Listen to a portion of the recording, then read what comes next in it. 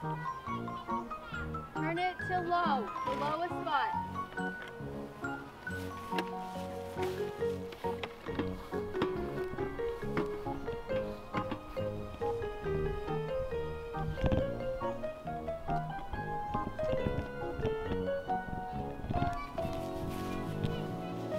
That's okay. Did you turn it all the way down? All the way down. You turned it all the way down?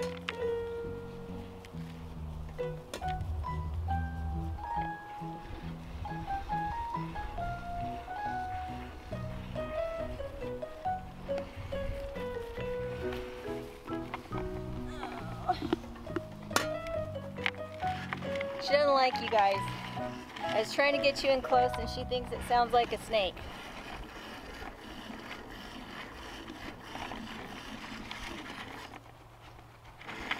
We'll have to let her get used to you.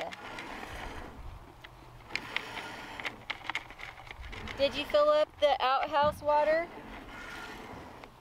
And you filled up the blue water?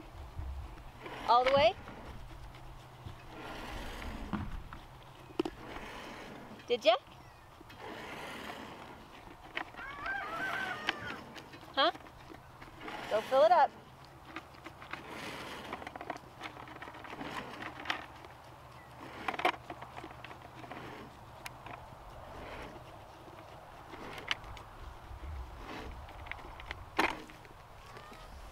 All right.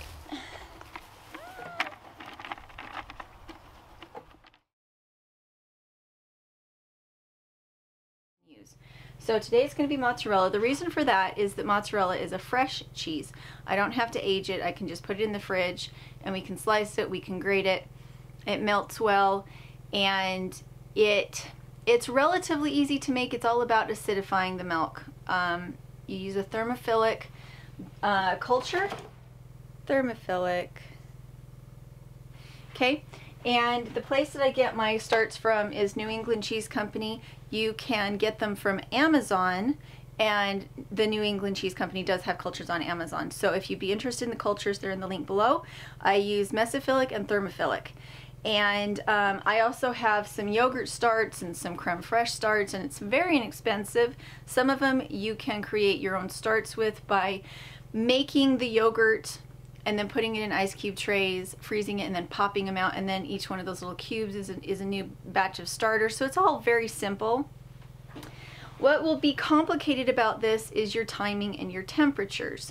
I've already added my culture to the milk. I brought it up to 100 degrees. And when you're using raw milk, it's different from if you're using pasteurized milk. And on the New England Cheese Company website, with the recipe that again is in the link below, it explains that to you. If you're using pasteurized milk, it acts differently than raw milk, and you can't even use ultra pasteurized milk. If you use ultra pasteurized milk, it won't work because the proteins have been destroyed by the ultra pasteurization. It kind of looks like baby rice food. It's just a powder.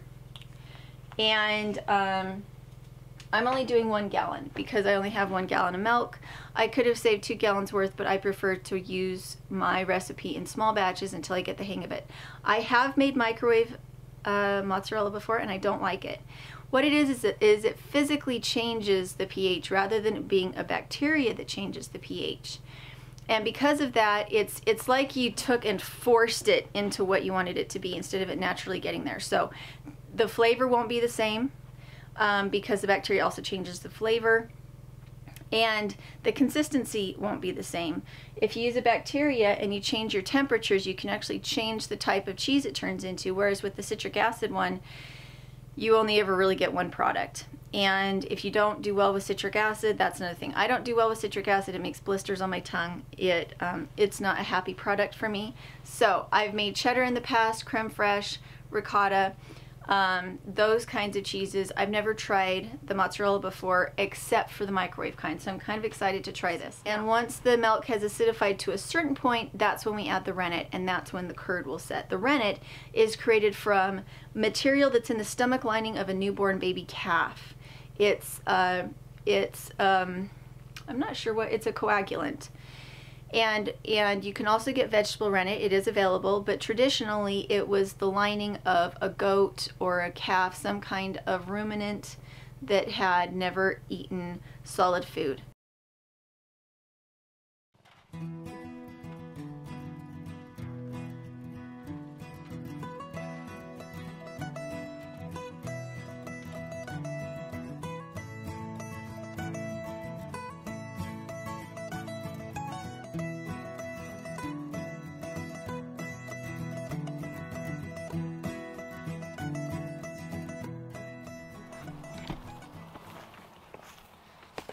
Okay, I like to do anything like this when it is still quite chilly in the morning, just again because of pests like yellow jackets.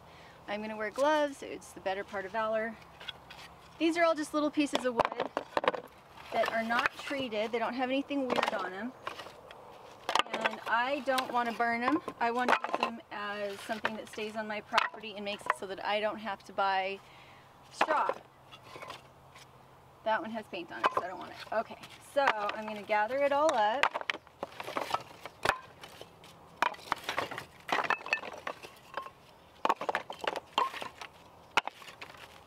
And I'm going to go put it in my compost pile. Now, my compost piles, I plant into my compost piles. I don't turn them. I treat them more like a hugelkultur.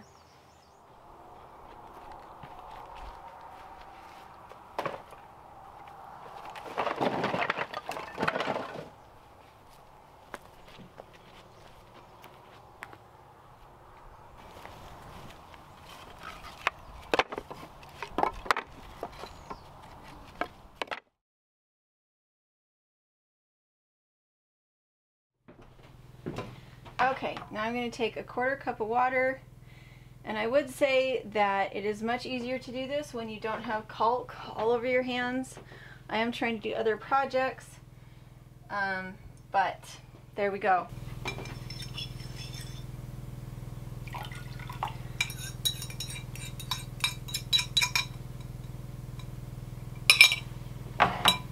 And I'm going to stir it really well for 30 seconds. And it's on, start, and I'm going to go do some more caulking. Okay, so the timer is about to go off, and that means that the rennet has been in it long enough. It is coagulated, and now I need to cut it so that the individual curds can start to shrink. So I'm going to cut the curd, and when I'm done cutting the curd, I'm gonna let it rest for 5 minutes. It is quite firm. I don't want to tear the curd, I want to cut the curd. And it does make me a little nervous that my thermometer has so much stuff on it. I want to scrape that off and make sure to put it in a spot that has a lot of liquid in it, because it's the liquid that heats up, not the curd. If your thermometer is surrounded by curd, it cannot accurately tell you how hot your liquid is. And we're just going to let it sit for a minute.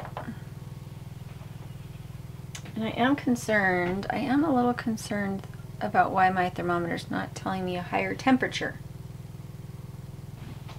Okay, so when that 5 minutes is up, we're going to drain it. We can save the whey if we want to.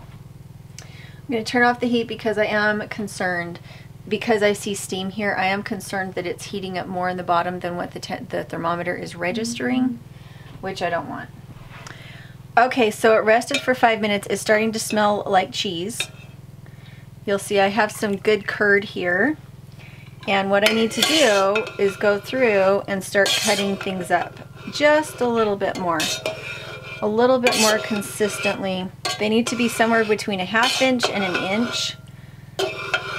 And then we're going to let them sink to the bottom and rest for an hour. There we go. Okay, so we have an hour where everything's going to settle to the bottom and be happy. I need to keep it at 100 degrees. And every 5 or 10 minutes, I'm going to come and re-stir it just so they don't all stick back together. So that's where we are now.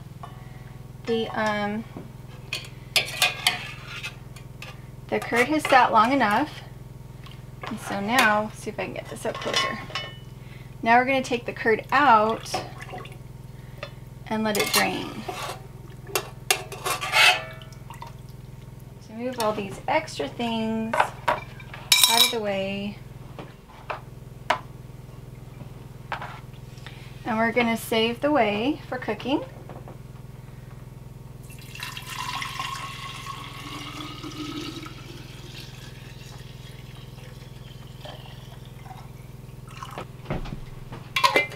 I'm going to let it cool down just a little bit before I put it in the fridge, since all I have is that little fridge and I don't want it to raise the temperature in the fridge. Now, if I wanted to turn that into ricotta, I could, but the results would be much better if I add a quart of milk into it.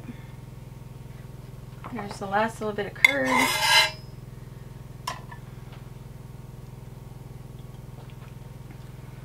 It tastes like buttermilk that isn't very thick, so thin buttermilk. Kind of sweet. So our water in here is hot. The curds need to sit quietly at 96 to 100 degrees for 2 hours. Now I do have this water heating up. It is quite warm right now. So I'm going to put the curd back in the pot. So the curd's back in the pot. And I'm not exactly sure what to do at this point. If I put a lid on it, on this, it will stay warm. But I don't want it to get too warm. I don't want it to go over 100 degrees. And I need to go run an errand. So what I think I'm going to do is put that on and turn off the heat. So I'm gonna turn off the water. So the water's off, and let what is hot inside the pot already keep that bowl warm. So for those of you who don't know this about me, I used to use a bike instead of a car to get around in, and I found a bike that's like almost a $500 bike, and I found it for $75 at the local really nice bike shop. But it's a really stupid thing for me to do right now, is to leave while I have cheese cooking. But I do this every time. The nice thing is if the cheese doesn't turn out, we'll still eat it, just not in the form that was intended. Usually this is about the point where I ruin the cheese, is because I don't have the patience to stick around and not be moving and doing things, and I've run out of things to do here. So I'm gonna go get plaster for the ceiling and go check the P.O. box. And I'm super excited. This is like my favorite part of the day, is when I get to go for a little bike ride. It's about a 10-mile ride there, all inclusive.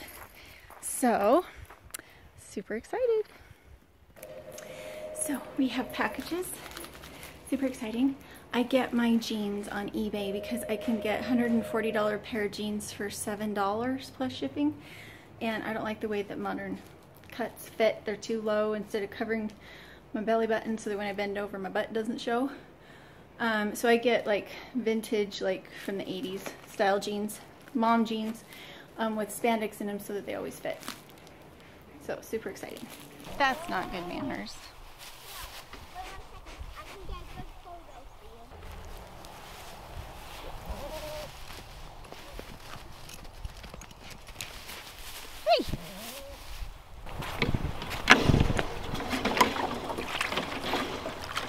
Okay guys, so lest you think that everything I do works out and is perfect and that I never flake off and destroy things, my being gone for an hour means that my cheese curds did not stay at the 100-degree temperature they were supposed to. They were in a hot water bath, but the temperature did decline too fast, and so they didn't acidify, the cheese didn't set, and what I ended up with was something closer to cottage cheese, because it does have to acidify in order for it to work. So we'll try again next time. It's why I have chickens. It's why I used to have pigs. It's why I have a compost pile. It's why I have children.